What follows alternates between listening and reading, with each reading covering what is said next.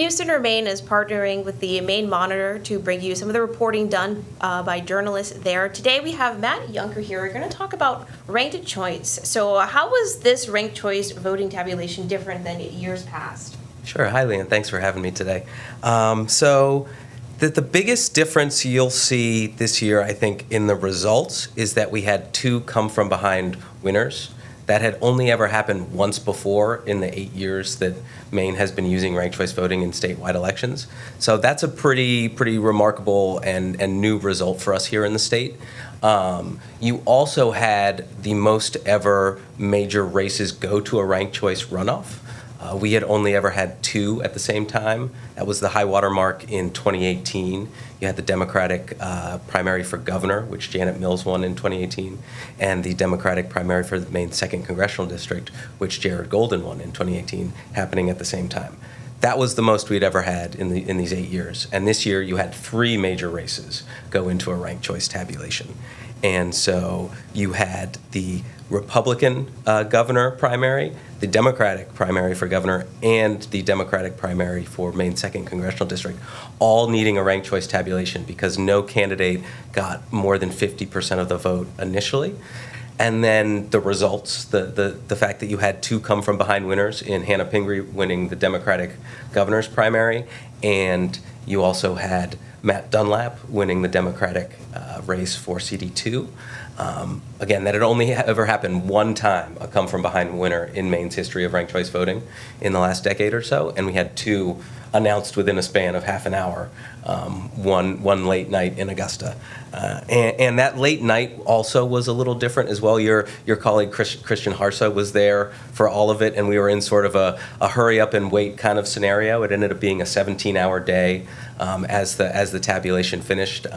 What was different this year, again, it's always taken some time, but there was a sort of, the Secretary of State's office was almost over-promising at times. They thought they were going to be done at a certain time, and then a hiccup would come up, some sort of unexpected issue. And looking at campaign trails for some of the people that were on the ballots, we've heard from some folks who say they want to get rid of ranked choice voting, some folks who are for it. So how did ranked choice voting play out on the campaign trail leading up to primary day? This was a particularly interesting year for ranked choice strategy in the primary. That may just be a function of it's been around for 8 years and people are more and more used to it, both sort of in campaign apparatuses and voters. But you really saw campaigns, both Democrats and to a smaller extent Republicans, embracing that sort of direct appeal to voters based on the ranked choice process.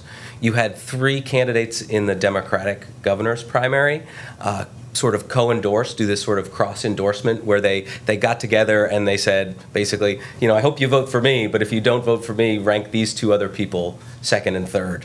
And that group was Hannah Pingree, who ended up winning, and former Senate President Troy Jackson, and current Secretary of State Jenna Bellows.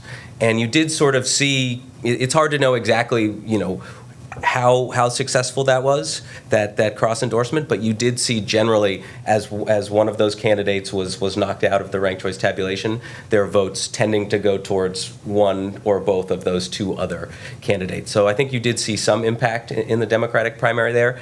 In the Republican governor's primary, you saw a smaller level of that sort of either endorsements or anti-endorsements of other candidates based on ranked choice, but I'm not sure that it had as much of an impact.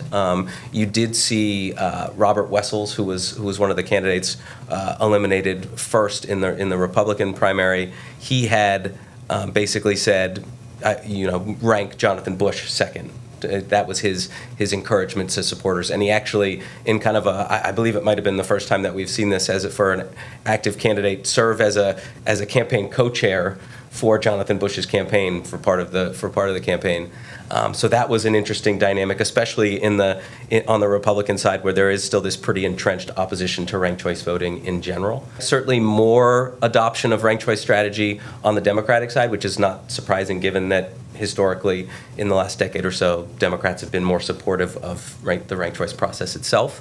But you also saw some Republican campaigns starting to kind of maybe more tepidly, but still embrace ranked choice strategy as well. And so that was, you talk to folks who study and support ranked choice voting nationally, and I think they would tell you that this has been sort of a high watermark for Maine in terms of that strategy on the campaign trail this year. And looking to the future, what's next for ranked choice voting in Maine? I think that depends on who you ask. I think, as we saw in the most recent legislative session, Democrats are very interested in expanding ranked choice voting to other races and elections that it's not currently used here in Maine. And I think you're going to continue to see some pretty entrenched Republican opposition to it. In fact, Bobby Charles showed up in Augusta while that tabulation was still ongoing, and basically said, if I'm elected governor, I'm going to work to repeal this system.